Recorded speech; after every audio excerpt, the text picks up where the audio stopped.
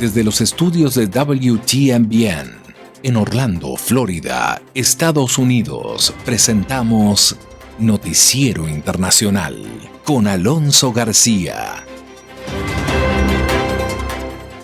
Llegamos al final de la última semana del mes. Hoy es viernes 28 del 2021 y es un gusto saludarle y compartir con usted los hechos más relevantes de Estados Unidos, América Latina y el mundo. Estos son los titulares de la presente edición.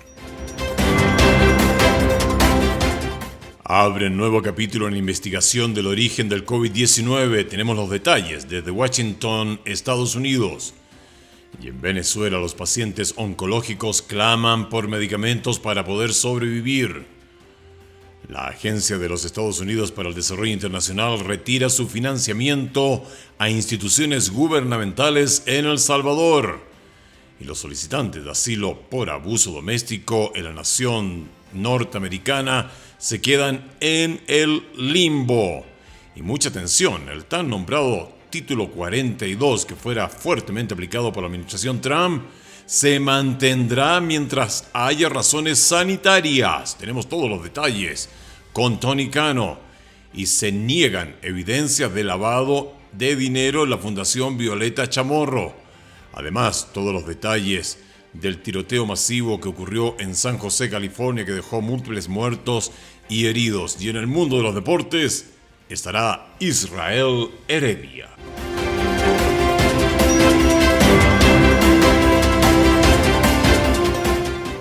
Estamos presentando Noticiero Internacional. Un recorrido por los acontecimientos que son noticia en Estados Unidos, América Latina y el mundo. Este es el momento indicado para quedar bien informado. Vamos a los hechos. Gracias, Juanjo Garón. Iniciemos de inmediato el desarrollo de las noticias. Abren un nuevo capítulo en la investigación del origen del COVID-19. De hecho, las autoridades de Estados Unidos exigen un estudio exhaustivo del tema. El informe con Héctor Contreras.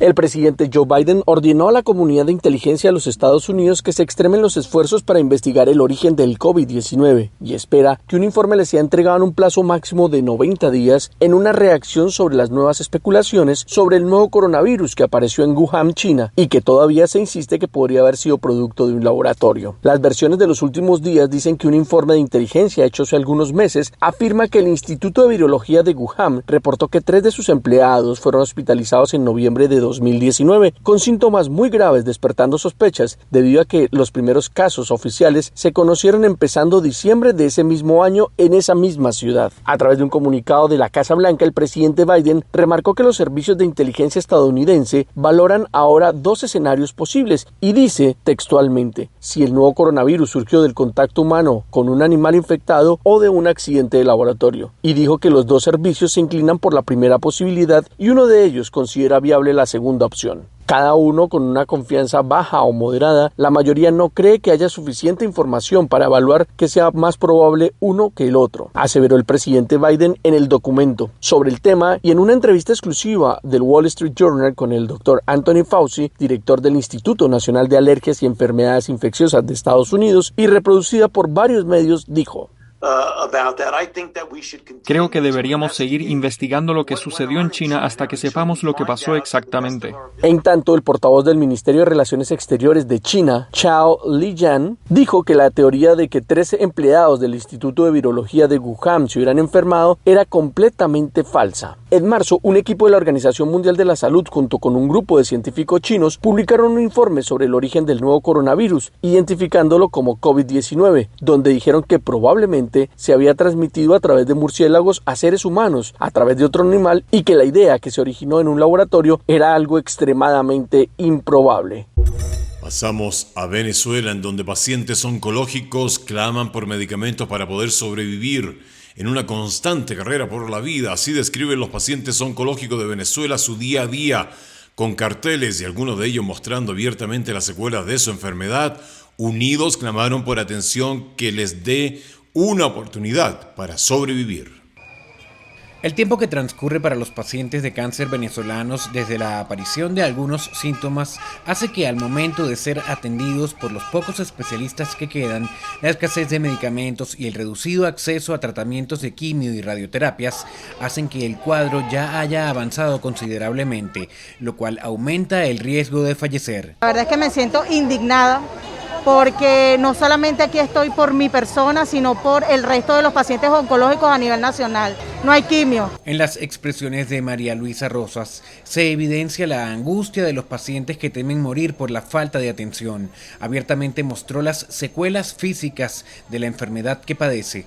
Necesitamos vivir, necesitamos medicamentos, necesitamos que arreglen los aparatos del Hospital Luis Racetti, que no tenemos cómo hacernos nuestros exámenes, soy mastectomizada. Otra de las preocupaciones de estas personas es la imposibilidad que tienen de vacunarse contra el COVID-19, aunque son considerados como pacientes de alto riesgo. No tenemos, aquí los privilegiados son los mandatarios, los gobernantes, esos sí tienen todos vacunas.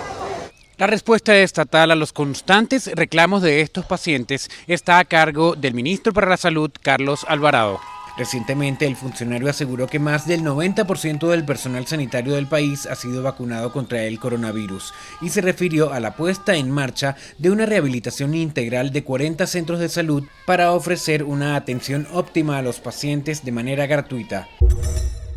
La Agencia de los Estados Unidos para el Desarrollo Internacional retirará la asistencia económica a 2 instituciones del gobierno salvadoreño en respuesta a su profunda preocupación por la transparencia y la rendición de cuentas en ese país centroamericano. El informe con Claudia Saldaña. La Agencia de Estados Unidos para el Desarrollo Internacional anunció que retirará su financiamiento a la Policía Nacional Civil y al Instituto de Acceso a la Información Pública, en respuesta a su preocupación por los hechos del 1 de mayo, cuando la Asamblea Legislativa destituyó al fiscal general y a 5 magistrados de la Corte Suprema de Justicia.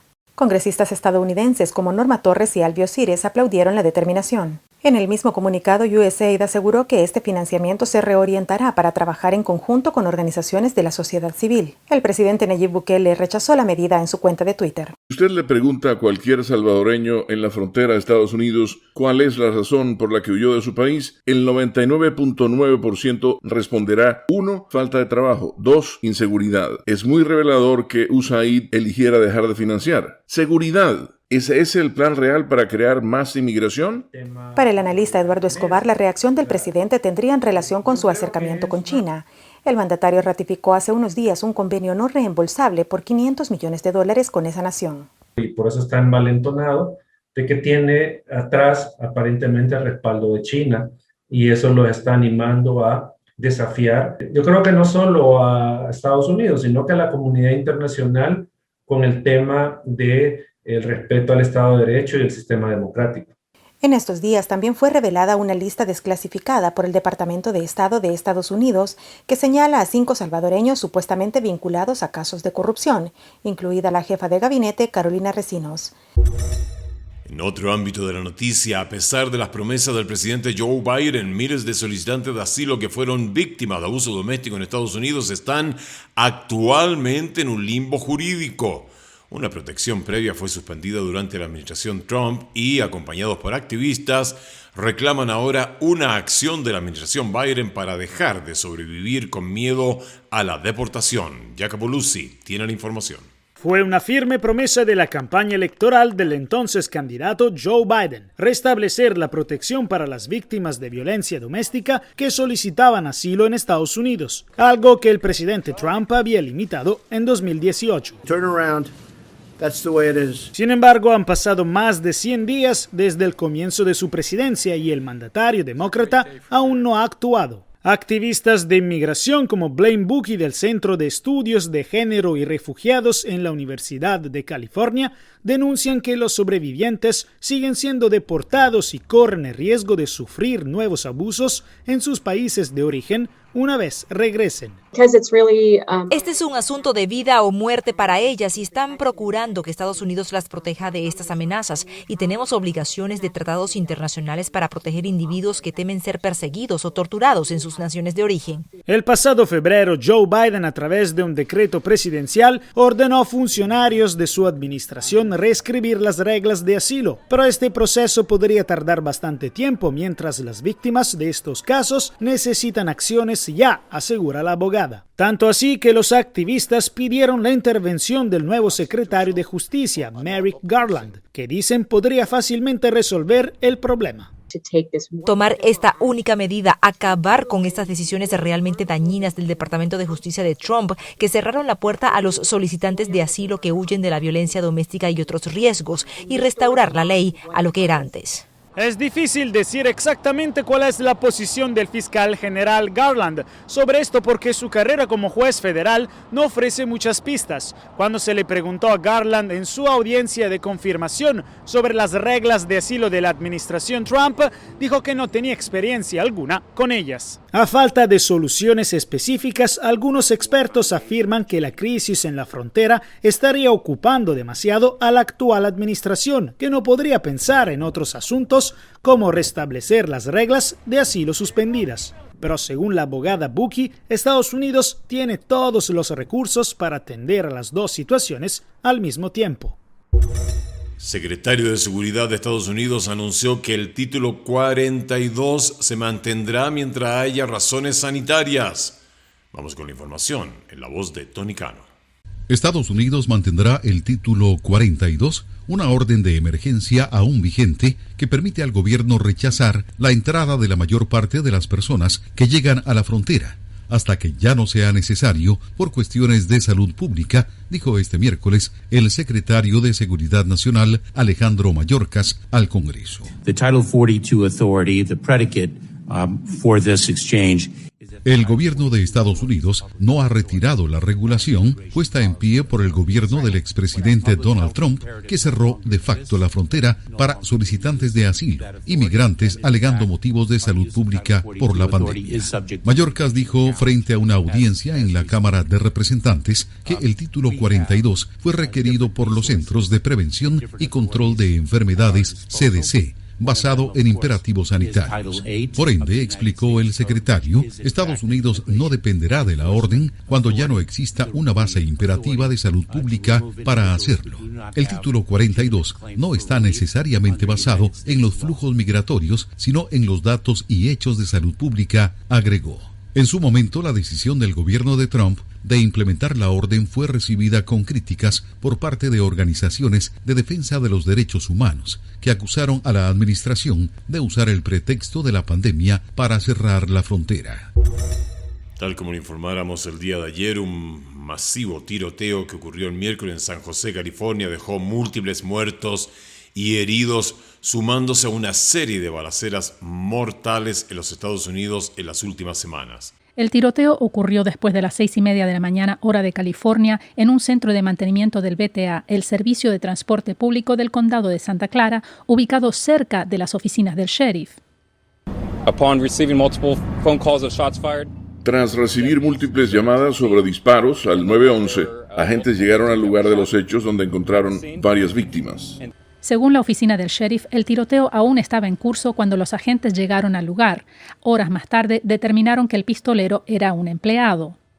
Los heridos fueron llevados a hospitales y todos los trabajadores del centro fueron evacuados luego de que se reportara la existencia de dispositivos explosivos en el edificio. Varias agencias de la ley están cooperando en la investigación, incluyendo el FBI. Hoy ha ocurrido una tragedia horrible y nuestros pensamientos y nuestro amor están con la familia de VTA. El fin de semana pasado hubo 12 balaceras con múltiples muertos y heridos en los Estados Unidos y según la organización Gun Violence Archive, Archivo de Violencia Armada, ha habido más de 230 tiroteos masivos desde comienzos de año. Pasamos ahora al mundo de los deportes con Israel Heredia, desde Orlando, Florida.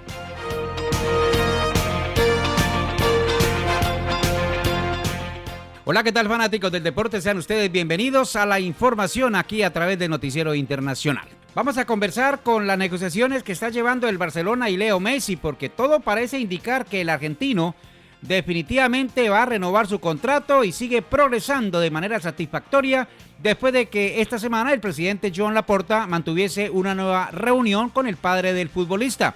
Un medio de televisión indicó que Messi ya tiene sobre la mesa una oferta del Barcelona. Laporta trasladó a su padre una primera propuesta en la que desglosaba las cantidades económicas que el club catalán está dispuesto a pagar por el argentino para que siga en el Camp Nou. En otras informaciones relacionadas con el club Barcelona, Laporta, su presidente, parece que le ha indicado a Koeman, técnico actual del Barça, que le dé un par de semanas para decidir si continúa o no el técnico al frente del equipo. Esto de acuerdo a informaciones que se filtraron de la última reunión que tuvieron durante 20 minutos y que el presidente pues fue claro en el sentido de no garantizarle a Koeman la continuidad. Hay varios nombres, varios técnicos que suenan en la carpeta para dirigir el equipo del Barça y en donde Koeman lamentablemente no está como primera opción. Entre tanto, en otras informaciones se habla de un intercambio entre el Manchester United y el equipo de la Juve. Cristiano Ronaldo, conocido como CR7, estaría con posibilidades de volver al Manchester United, mientras que Pogba estaría de regreso a la Juve, equipo en el cual ya participó y en donde tuvo unas buenas actuaciones durante varias temporadas. Y en el fútbol colombiano hay crisis total, es la pregunta que se dice la gente, en el sentido en que los equipos que participaban en Copa Libertadores de América lamentablemente han quedado todos eliminados. Solamente resta por conocer qué va a acontecer con los que aún sobreviven en la Copa Sudamericana, un torneo que no tiene las mismas campanillas que Copa Libertadores, pero que de todas maneras hace parte de los torneos internacionales. Y el jugador Benzema se ha incorporado ya a la selección de Francia luego de 5 años y medio de ausencia. Es una buena noticia para el goleador del Real Madrid, que regresa al último campeón del mundo en materia de fútbol y que es firme candidato para conseguir el título en este torneo europeo. El técnico Zinedine Zidane definitivamente ya no va más con el Real Madrid.